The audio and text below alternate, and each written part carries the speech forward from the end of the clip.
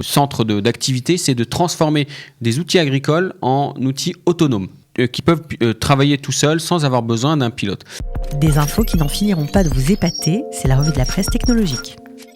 La revue de la presse technologique ce matin avec David Schiffers. Comme tous les lundis matins, nous allons partir ensemble à la conférence américaine Intel Vision qui s'est tenue il n'y a pas très longtemps. Bonjour David Schiffers, ravi de vous retrouver. Bonjour Cathy. Alors on commence avec cette nouvelle parce que c'est vraiment le rendez-vous des aficionados de technologie. Donc la conférence Intel Vision a déjà eu lieu.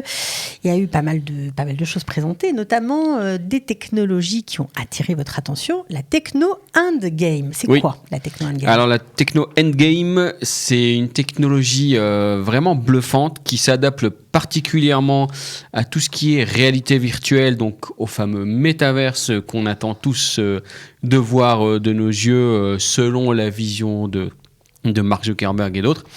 Le problème, c'est que ça consomme énormément de ressources. Imaginez qu'il faut recréer tout l'environnement qu'on voit là devant nos yeux en 3D, en réalité virtuelle. C'est extrêmement consommateur en ressources et mettre tout ça dans un casque de réalité virtuelle, c'est très compliqué. On en a parlé la semaine dernière et Intel a un début de solution qu'ils ont présenté dans cette conférence qui semble vraiment prometteuse, c'est-à-dire que en fait la technologie endgame, elle tire profit avec un ordinateur ou un casque de réalité virtuelle, peu importe, il tire profit de tous les autres ordinateurs qui se trouvent dans l'environnement.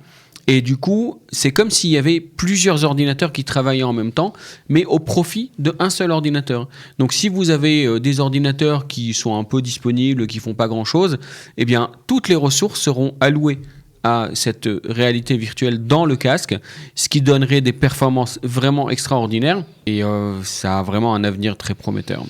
Bon, alors ça, c'est pour la première technologie qui a attiré votre attention, mais il y en a une autre. Alors là, c'est plutôt prometteur aussi, mais plutôt pour les agriculteurs, puisque la start-up israélienne BWR a, on va dire, utilisé des machines agricoles pour les transformer en véhicules autonomes. Alors, ça veut dire quoi exactement ? Alors, BWR, c'est Blue White, donc les couleurs du drapeau israélien, donc bleu, blanc, robotics, donc Blue White Robotics, et en fait leur atout majeur, enfin leur centre d'activité, c'est de transformer des outils agricoles en outils autonomes, donc indépendants, qui peuvent se piloter, qui peuvent travailler tout seuls sans avoir besoin d'un pilote. Et il y a eu donc un partenariat qui est fait avec Intel et Federal Wireless, qui veulent donc investir dans ces technologies, qui sont des technologies de demain, qui permettront d'avoir plus d'agriculteurs avec moins de main-d'œuvre, c'est-à-dire beaucoup d'outils autonomes, et avec une techno qui permet en fait de transformer des machines existantes pour les rendre autonomes, ce qui évite de devoir reconstruire des nouvelles machines. Mais ça veut dire quoi ? C'est par exemple des tracteurs qui vont rouler tout seuls, Exactement. des moissonneuses-batteuses, des tracteurs, des moissonneuses-batteuses, des machines pour des pendages d'insecticides, et tout ça, de récolte. Toutes ces machines-là qui sont aujourd'hui pilotées par des ouvriers agricoles, eh ben, elles seront totalement autonomes et elles pourront faire vivre le champ de manière autonome avec juste une personne pour piloter tout ça et sans besoin de vraiment d'ouvriers agricoles. C'est top. A priori, ça sera nécessaire pour les dizaines de prochaines années parce qu'on ne pourra pas s'en passer. En fait, on n'aura pas assez de main-d'œuvre pour gérer la production agricole pour nourrir toute la planète.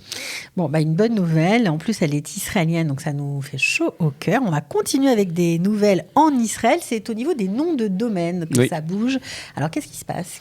C'est une nouvelle attendue en plus. Une nouveauté toute fraîche qui date de la semaine dernière. Le domaine racine, donc c'est un domaine qui remplace par exemple le .com, le .fr, on connaît le .il pour Israël. Eh bien, maintenant, on pourrait écrire en hébreu .israël. Et du coup, si vous avez... Alors pour l'instant, c'est ouvert que aux institutionnels. Donc si vous avez une entreprise qui s'appelle au hasard Microsoft ou Coca-Cola et que vous voulez enregistrer le domaine coca-cola.israël, eh bien c'est le moment, écrit en hébreu de A à Z. Donc l'ensemble du nom de domaine écrit complètement en hébreu, donc .Israël, donc Coca-Cola en hébreu .Israël, vous pouvez le faire, c'est désormais possible, c'est réservé aux institutionnels et il faut être possesseur de la marque pour pouvoir déposer le nom.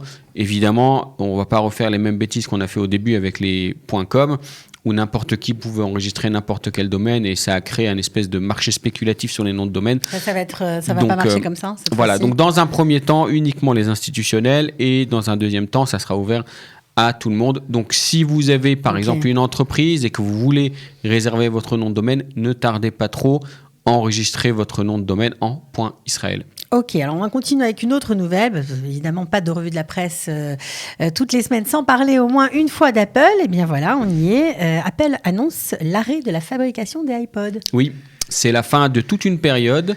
Oui, en octobre dernier, on a fêté les 20 ans du premier iPod. On en a eu des tas de versions, des shuffle, des gros, ça a pas des marché. petits. Pourquoi ils arrêtent ? Si, ça a très très bien marché, mais c'est fini. La période des iPods est terminée. A priori, ça ne marche plus. Bon, en fait, avec l'époque des smartphones, il n'y a plus vraiment besoin d'iPod, donc ça deviendra certainement un objet collector. Donc la fabrication est arrêtée et vous pouvez encore en trouver en magasin tant qu'il y a du stock. Donc si vous êtes un aficionados et que vous voulez faire des collections, allez-y, achetez les derniers parce qu'il n'y en aura plus. Ok, alors on va terminer avec une nouvelle de Google. Google, par rapport à Gmail, apparemment s'inspire de Gmail. Oui, alors en fait, c'est un outil qui est intégré d'office dans Gmail, l'outil anti-malware. Donc c'est un antivirus en fait qui est nativement présent dans Gmail et qui empêche donc les virus d'arriver sur vos ordinateurs. Alors il va être intégré désormais sur toute la suite bureautique de Workspace. Et en fait, Workspace, c'est la suite Office, en fait, l'équivalent d'Office de chez Microsoft pour Google. Donc, vous avez Google Sheets, Google Docs, c'est ce qui vous permet de faire des tableaux, etc. Et jusqu'à ce jour, il n'y avait pas d'antivirus intégré dans le contrôle de ces documents, par exemple. Et ça va être désormais le cas. C'est une grande nouvelle pour toutes les entreprises ou les particuliers qui utilisent cette suite bureautique de chez Google. Ils vont avoir désormais en plus l'antivirus de chez le même qui est utilisé sur Gmail. Et je pense que ça va faire du bien à beaucoup d'équipes sécurité dans les entreprises qui utilisent ces outils. Bon, c'est plutôt une bonne nouvelle pour se, on va dire, protéger des intrus. Voilà. En effet. Bon, alors en tout cas, merci d'avoir été avec nous. On se retrouve la semaine prochaine pour d'autres nouvelles technologiques. Avec plaisir. Merci à vous d'avoir écouté. À bientôt. Bonne semaine. Ciao. Des infos qui n'en finiront pas de vous épater, c'est la revue de la presse technologique.